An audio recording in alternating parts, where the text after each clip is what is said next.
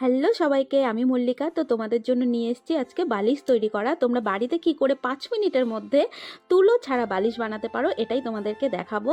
তো দেখতে থাকো, ভিডিওটা বেশি বড় না, দেখো তোমরাও শিখে যাবে। তো এখানে আমি কাপড় কেটে নিয়েছি, তার জন্য বালিশের খাপটা যেটা হয় বালিশের কভার সেটা আমি বানানো দেখাবো। তো এখানে হচ্ছে কি আমি কাপড়টা কেটে নিয়েছি, এক পাশটা সিকোয়ার করাই আছে আর দুপাশে আমাদেরকে সেলাই দিতে হবে। তো সেই সেলাইটাই আমরা এখানে দেব। তো যেহেতু হচ্ছে গিয়ে বালিশের কভার, তো আমরা দুটো সেলাই দেওয়ার চেষ্টা করব। এক সাইডটা দেখো ফোল্ড করার পর ওখানে আর কোনো সেলাই দিতে হবে না, যেহেতু দু সাইড হচ্ছে ফাঁকা।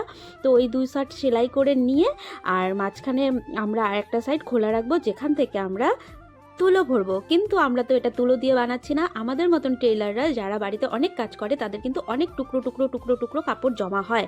তো এরকম আমার অনেকগুলো কাপড় জমা হয়েছিল, সেই কাপড়গুলো দিয়েই আমি এই বালিশ দুটো বানাতে যাচ্ছি আজকে।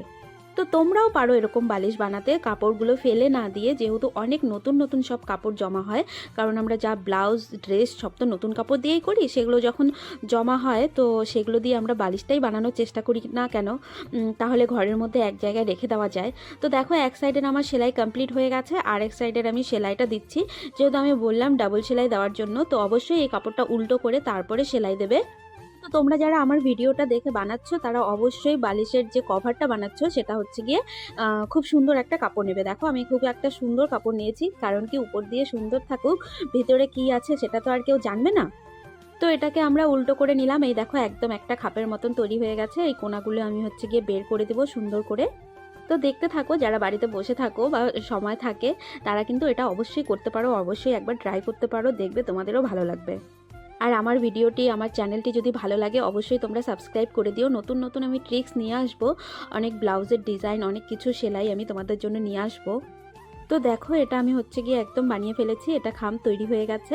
তো এখন এই দেখো, আমি বলেছিলাম না টুকরো কাপড় সব একদম নতুন, তো মা এগুলো শুকো দিয়ে দিয়েছিল উঠোনের মধ্যে, সেগুলোই এখন সবগুলো ভরছে।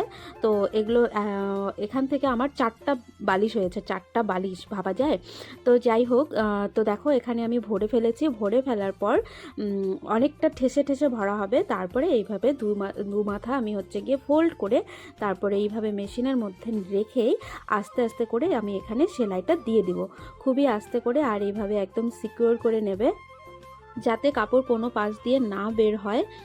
তো তোমাদেরকে বলে রাখি, এই যে আমি যে বালিশের খামটা বানিয়েছি যেটা হচ্ছে গিয়ে পিলো কভার, সেটা হচ্ছে গিয়ে এটা একটা পর্দা, জানালার পর্দা। তো জানালার পর্দাটা থেকে আমার দুটো বালিশ কভার বেরিয়েছে।